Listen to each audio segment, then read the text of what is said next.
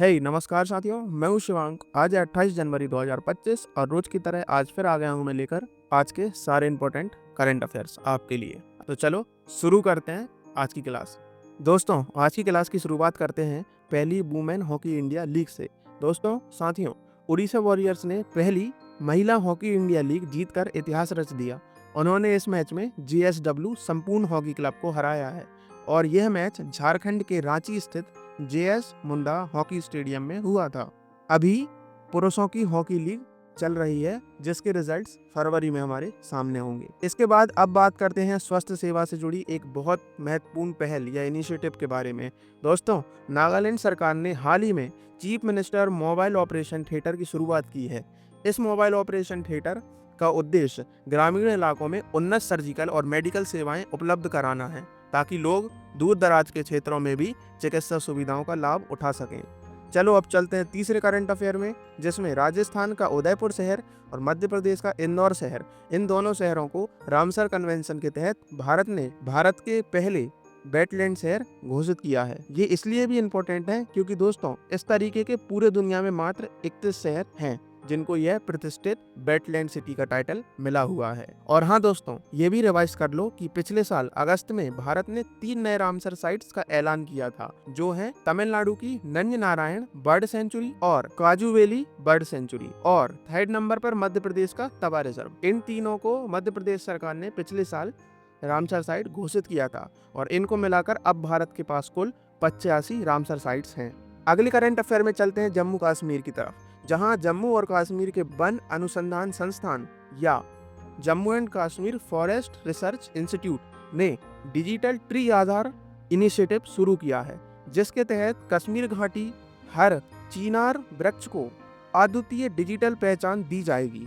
यह कदम चिनार के वृक्षों को और अधिक सुरक्षा देने के लिए है, जिन्हें शहरीकरण और इंफ्रास्ट्रक्चर डेवलपमेंट के नाम पर तेजी से काटा जा रहा है। तो याद रखो, अब इंसानों की तरह पेड़ों का भी आधार कार्ड होगा जो जम्मू कश्मीर के चिनार वृक्षों को दिया जाएगा। अब इसी के साथ जम्मू कश्मीर की बात हो ही रही है, तो जम्मू कश्मीर से जुड़े कुछ और इम्पोर्टेंट करंट अफेयर्स रिवाइज कर लेते हैं, जो कुछ इस प्रकार हैं।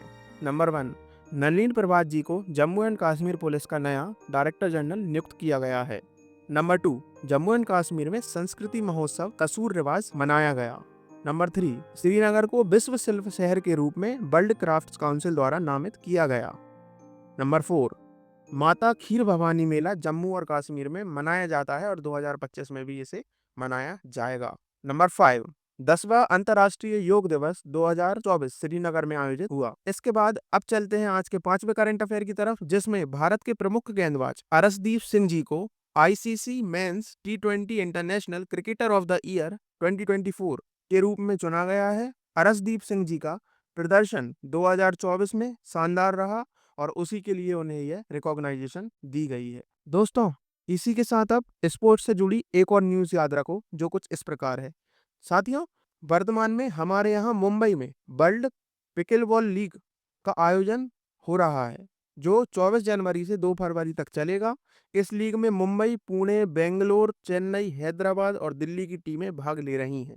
अब चलते हैं अगले करंट अफेयर की तरफ, जिसमें भारत अब यूरोडोम प्रोग्राम का एक ऑब्जर्वर देश बन चुका है। अब सवाल है कि आखिर ये यूरोडोम प्रोग्राम क्या है और इसे कौन चलाता है। तो दोस्तों, यह कार्यक्रम यूरोपियन नेशंस या यूरोपीय देशों के समूह द्वारा चलाया जाता है। इस समूह में फ्रांस, जर्मनी, इटली और स्पेन शामिल हैं। इस प्रोग्राम के तहत एक अत्याधुनिक टाइप का ड्रोन विकसित किया जा रहा है, जो 2027 तक अपनी पहली उड़ान भरेगा। अब इसमें हमारे ऑब्जर्वर देश बनने से हमारी टेक्नोलॉजी का विकास तेजी से करने में हमको मदद मिलेगी और पूरी दुनिया में हमें एक मान्यता भी मिलती है इन चीजों से। अब आज की क्लास के अंत में भारत की पहली एयर टैक्सी का प्रोटोटाइप अनवील किया गया है।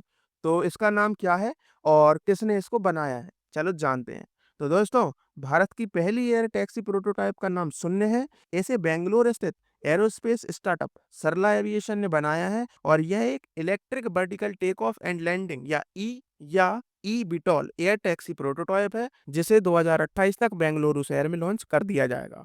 तो इस एयर टैक्सी के आने के बाद में हम उम्मीद करते हैं कि हमारे शहरों की ट्रैफिक जाम और प्रदूषण की समस्या थोड़ी कम होगी। क्योंकि हमारा पहला प्रोटोटाइप है, इसलिए ये भी जान लो कि इसमें 6 यात्रियों को बैठाने की क्षमता है और इसकी पेलोड कैपेसिटी 680 किलोग्राम है और यह इतना वजन लेके 250 किलोमीटर प्रति घंटा की रफ्तार तक पहुंच सकता है। इसके अलावा अब आप कमेंट में बताओ कि भारत की पहली एयर टैक्सी सर्विस कब और कहां शुरू हुई थी। अगर नहीं पता तो डिस्क्रिप्शन चेक करो, वहां सही आंसर मेंशन किया हुआ है। तो दोस्तों, इसी के साथ हमने आज के सारे करंट अफेयर खत्म कर लिए हैं। इस वीडियो की पीडीएफ डाउनलोड करने के लिए और क्विज अटेम्प्ट करने के लिए डिस्क्रिप्शन में दी हुई लिंक पर जाओ। चलो मिलते हैं कल। Till then keep hustling, keep moving, bye bye. This is Shivang Dubey signing off. This is PrepareEasy.com, and here we make your preparation easy.